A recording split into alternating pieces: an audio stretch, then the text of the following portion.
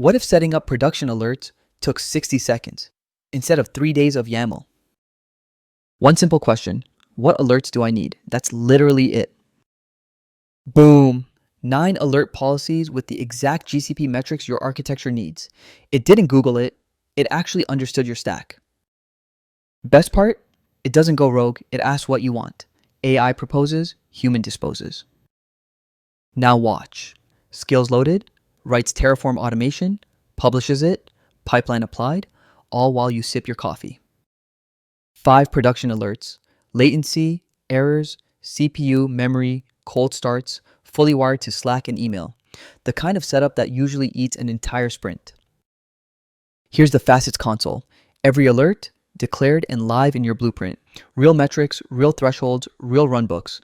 No mockups, just shipped infrastructure. This is Praxis. Ask, choose, deploy, done.